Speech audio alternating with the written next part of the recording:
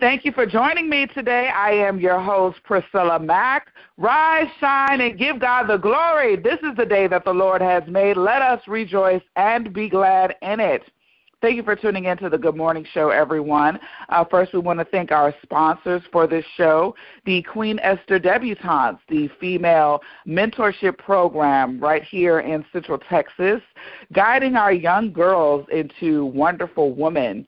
And you can find more about them on my page, the Queen Esther Debutantes, and they have a Facebook page as well. But the great thing is you can sponsor one of the young women who identifies with your profession. They have young people who want to be graphic animators and lawyers and all kinds of different professions. So connect with the leader of that, Ms. Jutane Craig, so that she can pair you with one of the young people for you to mentor. Our second sponsor for this show today is Helping Hands That Feeds the Homeless.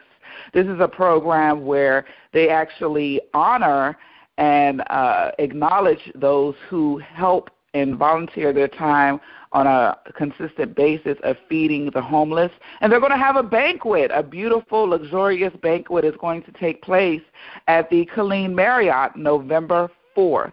So make sure you check that out as well and come out and attend. When you pay your $35 for just attending, it actually the proceeds go to the cause, and one, you pay for the honorees plate and being there. So that's a blessing. Amen. And today we have an amazing guest all the way from Canada because the Good Morning Show is global now. So we have Mr. Stilian Nikalow. Mr. Stilian, good morning. Hey, good morning. I'm thrilled to be on your show, Priscilla. Yes, I'm thrilled to have you. You're a very busy man, and you're busy because of your profession, and you do motivational speaking engagements, and you kind of have a little different idea about how you go through it. Yeah, so tell us about it. That is right. So I just want to give you a little bit of a background how I ended up in Canada because, as you may know, I'm actually from Europe. So I came to North America 4 years ago, and I actually had very modest beginnings. But, you know, as your dreams started to grow inside you, you start that things are possible. And so I took off and started my life here. So, you know, when I started in North America 4 years ago, I mean, I came with $1,000 in 2 bags, and I got established. And so, you know, I was able to grow personally, professionally within different companies. So I've worked with companies as large as 130,000 employees. I've worked with small companies where we had only 5 employees and mid-sized companies as well. And so what I discovered is that there are certain principles that help people succeed at their job. And it's not just for people who have many years experience in the workforce or a certain, expertise in a field that are subject experts, but there are certain principles that people can apply, especially millennials and first-generation immigrants like myself, that will actually boost their career and help them to exceed, and to actually overpass people that have decades, I want to say, that are decades in the workplace. So you're able to take these principles, apply them, and succeed in your workplace, basically. That's very interesting. And so when you talk about, let's start with the first-generation immigrants, because that's probably something that you can relate to. Exactly. What are the barriers? Because a lot of times people who speak a second language in America, they kind of play the background because they aren't aware or sure of what their full potential is. And I believe that, just because the language is different doesn't mean that your potential is any different here. So how can we help them cross over that barrier there? How do you go about doing that? So first off, the way I experienced myself and the way I see it with other people, when you start off anywhere, you have to be humble and start at the bottom and be not too proud to do that. When I started 4 years ago, I was cleaning driveways and windows just to make myself a name. And I've worked in, that doesn't apply only to North America, because I've worked in 4 countries on 2 continents, and these things apply to anywhere. So the language barrier is one thing, but also the network. You don't know anybody when you come to a new country. Nobody actually needs you at that point. So you have to demonstrate why you are worthy to kind of provide something. You have to make a contribution to what they're doing and help them achieve what they want to achieve. For example, when I was cleaning driveway and windows, I was trying to do that better than anybody else who was working there before me. So this is how I stood out. And slowly, people are going to realize and notice what value you provide, and then they will provide you with new opportunities as well. So this is one thing.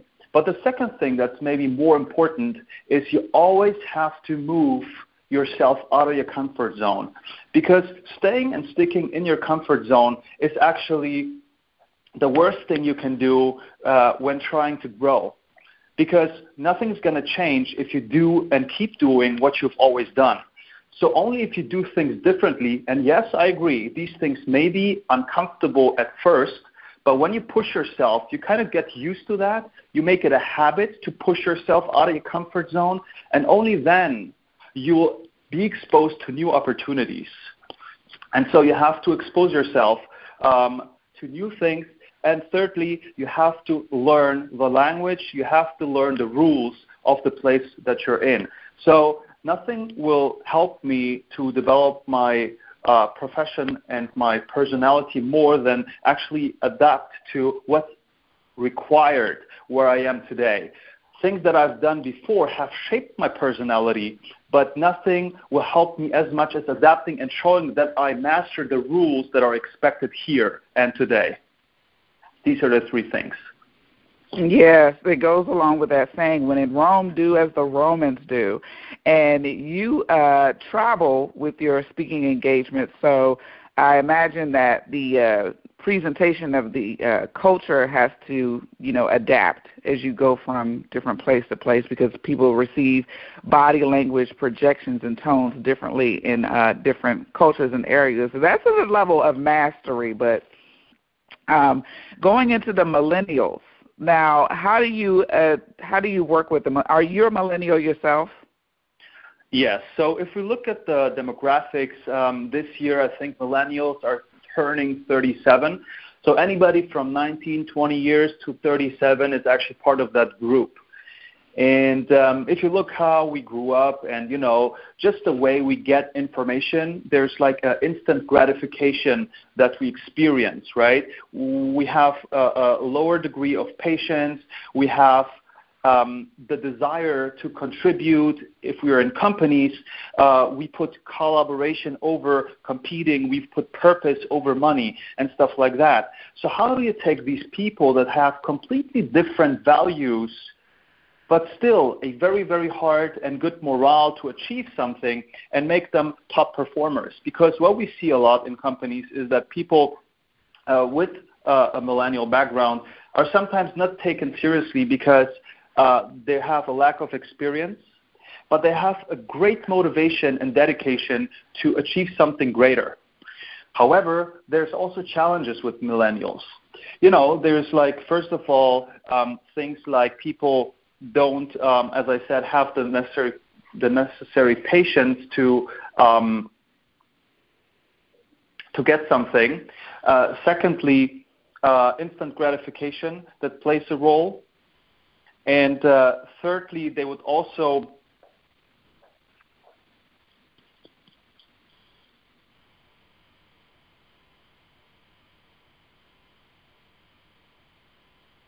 Hello? Yeah, I apologize. I'm kind of like I have a blank. Okay. Come on through. I had a blank. So, and the third thing that millennials have a challenge with is keeping themselves engaged, because with that social media, with the possibilities of technology, people don't necessarily have always the discipline to stick to one thing. They want to switch from one thing to the other quite quickly because this is what they're used to from their free time, from technology. You know, people watch TV, they have the tablet on their lap and their phone in the right. So it's kind of like, the thing to stick to one thing, to be focused, and to still keep going and make your point and achieve something rather than just like being scattered all over the place. So there's certain challenges with millennials, but there's still a lot of ways that millennials can do great things in any company or in their own business, right? So that's what I wanted to bring to the table here. Okay, and so with that, do you train or coach millennials, or are you training companies how to receive and work with them? So what I do is basically one-on-one coachings. One-on-one coachings by phone, so people from anywhere in the world can have weekly phone coaching sessions. As I said in the beginning, I have roots in Europe, so people from Europe call me.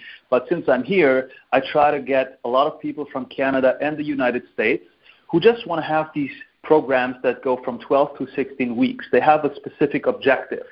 And so we have weekly one-on-one coaching sessions where we work on their specific challenge or on the 21 principles to career excellence.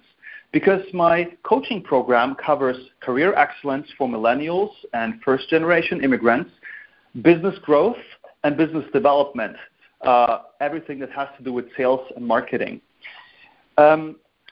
So this is one side of my work, but the second thing is workshops for companies where I do specific workshops with millennials, with sales professionals, for example, with project management professionals, where we motivate them and show them what potentials they have, because a lot of times they start as an intern, they don't know where their place is, and there's other people with a lot of years of experience, but there's so many things that millennials bring to the table: collaboration, teamwork, connectivity, fast response through social media or text. What we see a lot is millennials consider email communication in companies as outdated, which is pretty funny because email is. So there's many ways that we work with millennials, but we also do workshops with other participants that are not part of the millennial group. So people that just want to have a higher performance in project contacts or in sales contacts. Yeah. Yeah, I'm a millennial, and I have to tell you, emails, I can't. Oh my God, I cannot stand them. I'm working on it. I'd rather do, something like mass emails with you put it in a constant contact blast or something. But as a millennial, I have to tell you all, if you're working with us, we like what's called text messaging and inboxes, okay? When people are like, email me something, I'm like, I'm talking to you right now, okay? What do you mean email you?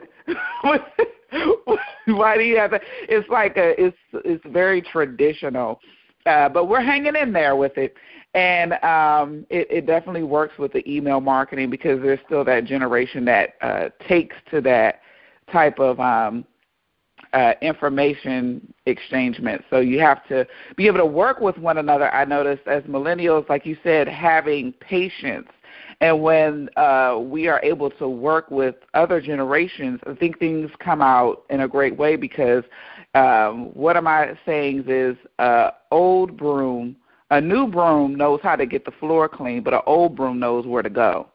So when we're able to work with other generations, I think we're able to make a wonderful, some type of wonderful creation there. Yeah, exactly. I agree totally. All right. And so you said, what else how else do you work with people in your coaching?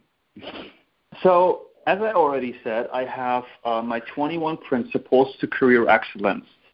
And so I wanted to maybe give you 5 or 6 of them. I don't want to go through all of it because it's quite extensive, but just like so you get an idea what we work on and how we achieve these things, right? Because there's a lot of things that people are not even aware of. And a lot of these are obvious, but people think they're too obvious, so I don't pay any attention to those. What I do with my company, BASE, with a C, which is Beyond Ambition Coaching Experience, we actually start at the base. We start at the bottom with yourself.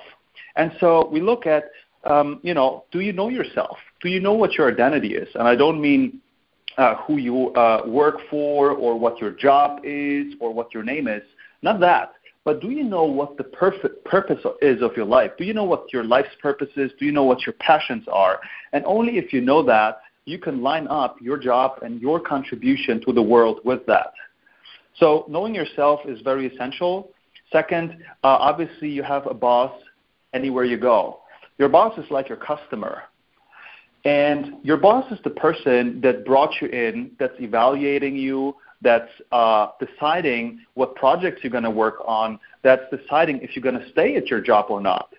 So your highest priority after pleasing yourself and lining up the job with your own purpose and values is to be able to consider the purpose and interests and values of your boss. So when you have that, that's already a great thing. So get your boss on your side, and then everything else will be easier. And the most important thing that people maybe not always realize is you speak even if you don't speak. This is just like such a very basic thing, but people don't always keep that in mind. So when we speak, there's not just the words that we use, but there's also the nonverbal part. Not just the nonverbal part that's covering facial expressions, body language, and so forth, but also things like what your behavior communicates. What message does it send to people around you when they see you on your phone an hour, or you're at a trade show and you're at your phone instead of talking to people? That sends a message. That sends the message that you don't have patience again, you don't have discipline to wait till after the show or to the break to answer your messages. That sends that you're bored. That sends that maybe you don't want to be there because there's other things that you want to dedicate your time to. What message does it send when you're late? Punctuality is so important these days. So if you look at it, I wouldn't waste your money, right, Priscilla? I wouldn't take $500 from your pocket and just waste it and say, oh, I'm sorry. I wouldn't do that ever. So why do people waste other people's time by being late, which is way worse than wasting people's money? Because when they're late, the time is gone and it won't come back. If I waste your money may come back. So wasting people's time is actually worse than wasting their money, but people waste people's time all the time. So this is very, very important. Or just the way how you organize your desk, right? Having a sloppy desk and messy desk sends messages as well. It means you are not trustworthy, you're lost in your things, you're not organized, you're maybe, people don't trust you, people promote you less, and stuff like that. So there's things that you can do that communicate without actually using words. And one of the things that communicate much as well is the energy that you bring into the room. Sometimes these people, the room has a certain temperature, a certain energy, a meeting, for example, and then one single person comes in and the room temperature, the energy changes instantly. This is like a person that brings energy in the room. This person sends a message. It communicates through their energy without using words or reputation and image. Yeah, go ahead. No, I'm just agreeing. I'm agreeing. Yeah. So another thing that communicates much about you is what is your reputation? What's your image, right? So Oprah doesn't have to say a word, but she communicates already much about herself because of her reputation when she comes into the room. So there are certain things, that people say about themselves without even talking. And millennials are not always aware of that. Millennials take things for granted and they think that their words, their spoken words, are the only thing that they're using for communication, but there's so many other things that actually play into that, and that all helps to advance your career if you're aware of these things. Aware of yourself and aware of your surroundings and what you bring when you come into the room, your ambiance. And the thing is, you should set it off. You should take the room to a better energy. at all times. I think that's what is important because Dr. Maya Angelou says people will forget what you do, but they will never forget how you made them feel. All right, and so, Brother Stilian, you have a Facebook page that is starting up. Yes, absolutely. So my Facebook page is Beyond Ambition Coaching Experience, or you can visit my website as well, which is base-coaching.com. Wonderful. And this is how you can all find him. You'll see him on my Facebook page, Priscilla Mack. And I'm going to have some information on there and just a little playback of this clip as well. So make sure you all tune in for that so that you can get in touch with him and reach out, get some training. If you have any additional questions as far as what you've heard today, this is one of those interviews where you want to take notes. So I always have a YouTube full playback if you didn't know to take notes this morning. And going forward, actually, I wanted to acknowledge that as well. With these interviews that I do, you guys, there's a lot of wealth of knowledge that comes in, some golden nuggets that's going to help you progress. So we want you to take notes so that you can capture the best of each of these interviews that comes in. And again, I'm going to have his information on my Priscilla Mack page. Thank you for tuning in to the Good Morning Show. Rise, shine, and give God the glory. This is the day that the Lord has made. Let us rejoice and be glad in it. Good morning.